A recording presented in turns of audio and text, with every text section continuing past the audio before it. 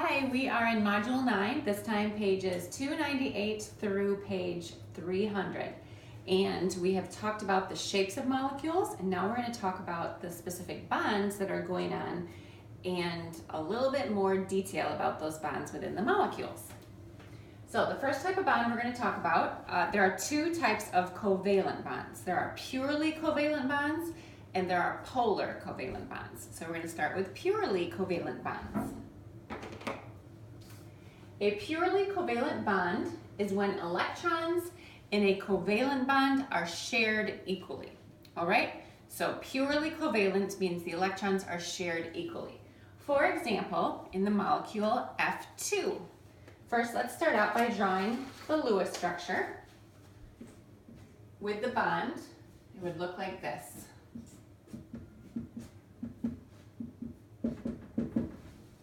All right?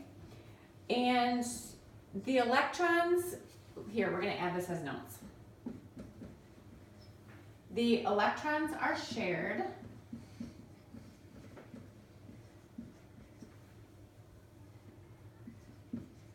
in a covalent bond. You guys already know that. The electrons are shared in a covalent bond,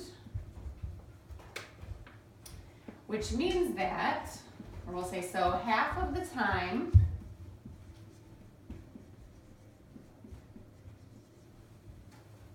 the electron pair, I'm going to go back to abbreviating the word electron because we write it so often. So half the time the electron pair is by one atom, is by one fluorine atom, and the other half of the time, and the other half around the other fluorine atom. Okay? So when an electron pair is shared, the electrons stick together as a pair. Now, unfortunately, I can't really explain to you why that happens because we know that electrons also repel each other, but they do stick together in pairs in the different orbitals. So in this, when they're shared together, they're either whirring around this fluorine atom or they're whirring around this fluorine atom. And when the two atoms are the exact same as two fluorine atoms would be, they're shared completely equally, which is an example of a purely covalent bond. Okay? The book describes it as a tug of war. So when the electron pair is around this first fluorine atom, the other fluorine atom has only 6 valence electrons. So it wants to get that pair back, right? So it tugs it over to this side. And then the electrons are over here. Well, then this fluorine atom only has 6 valence electrons, and it is tugging the extra electron pair back over to this side. So the electron pair spends half of its time with each of the fluorine atoms. Okay? Now, in a polar covalent bond,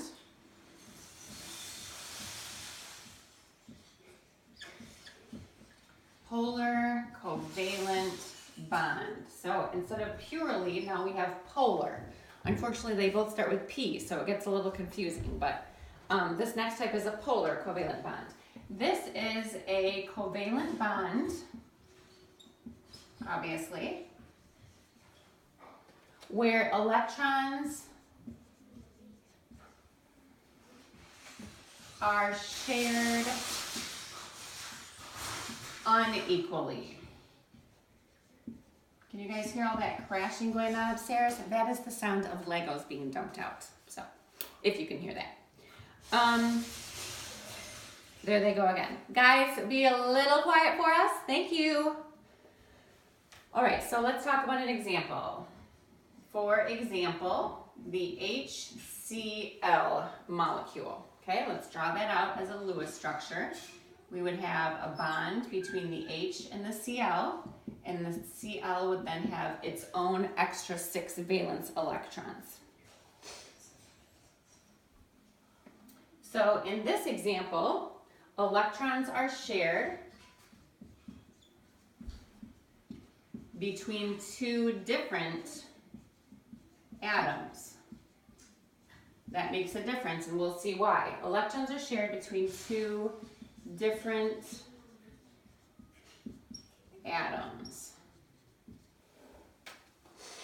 So, because they're not the exact same type of atom, they behave differently. And one atom tugs at that electron pair that's being shared a little more strongly than the other atom. Let's add that. One tugs more strongly than the other.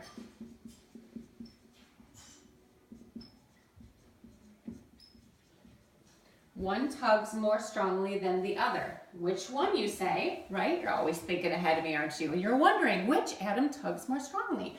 Well, we look at the atom with the higher electronegativity.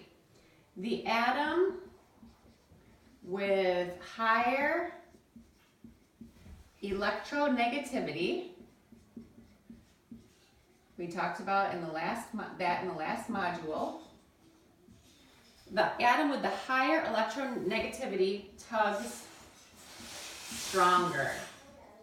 So there, your curiosity is satisfied. Now you know, right?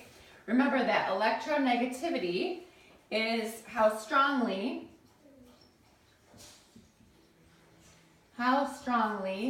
an atom, I hope you can see this, I'm getting kind of small down here, how strongly an atom attracts extra, what? You're right, extra electrons. Electronegativity is the strength with which, or how strongly an atom attracts extra electrons.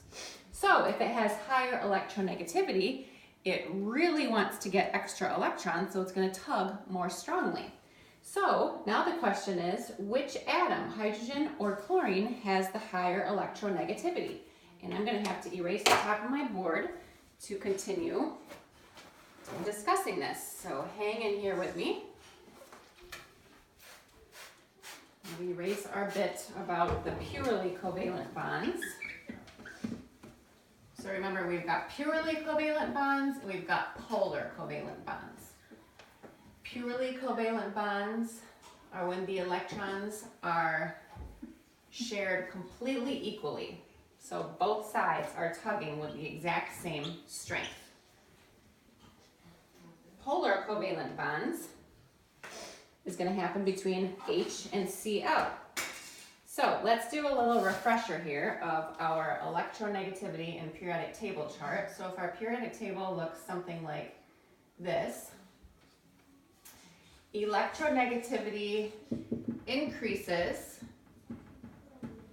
as you travel to the right on the periodic table, and it decreases as you travel down on the periodic table, right? We're talking about electronegativity. So, which has higher electronegativity, hydrogen or chlorine? Well, hydrogen is over here, right? And chlorine is over here. So, from here to here, it's going to increase. So we're going to add in our notes, chlorine tugs more strongly because it is farther to the right on the periodic table and only one row below hydrogen. Okay, so hydrogen is up here, chlorine is one row below it, but it is way farther to the right, so it's still going to have a higher electronegativity than hydrogen would. Chlorine has 7 valence electrons normally, so it really wants one extra electronegativity. So it's got, or one extra electron, so it's got pretty high electronegativity. All right, so chlorine has the higher electronegativity, meaning it tugs more strongly on the electron pair that's being shared. meaning the electrons actually spend more time around the chlorine. Okay? Now we're going to add this into our notes. Molecules with polar bonds, you can call them polar bonds or polar covalent bonds, but you can just shorten it to polar bonds, have small electrical charges,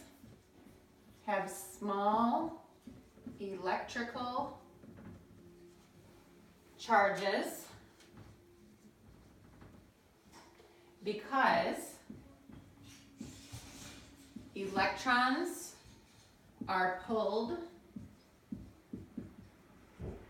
to one atom more strongly. Let's just keep going with this long sentence and then we'll explain it, okay?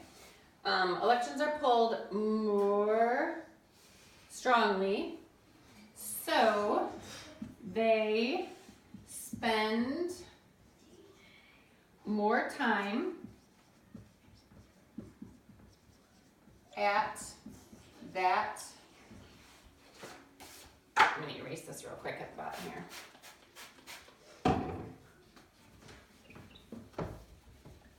So let me repeat what I was saying. Electrons are pulled to one atom more strongly, so they spend more time at that atom.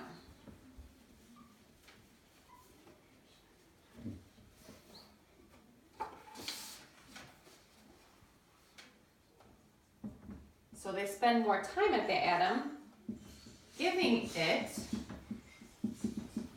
a partial electrical charge.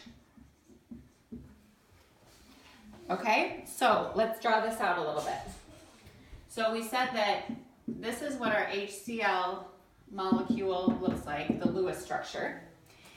And we know that chlorine is tugging more strongly on this shared electron pair, which actually means because it tugs more strongly that that electron pair spends more time over here with chlorine.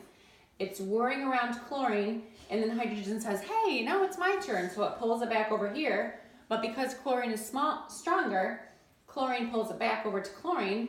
And again, the electrons whir around the chlorine. So the electrons actually spend more time around the chlorine atom, giving it a partial negative charge. Now the way that we write partial is with this little symbol called delta, negative, okay? Because there are more electrons, or the electrons spend more time over here with chlorine, this side of the molecule has a partial negative charge. Because chlorine has one additional electron more than it has protons. Okay, when it has this extra electron over here, it's got an extra negative charge. Hydrogen spends most of its time without any electrons, meaning it has one additional proton than it has electrons. So hydrogen has a partial positive charge. So the way that we show it is this way. We label it with partial positive and partial negative charges. Okay? This little symbol is called delta, and it means small fraction. So it's a small fraction positive, or it's a small fraction negative. Okay? And then we'll just add that H is usually without electrons, and chlorine over here, put my little bracket over here, is usually has the extra electrons. Okay, I hope that makes sense. Read in your book about purely and polar covalent bonds, and hopefully this will make sense to you.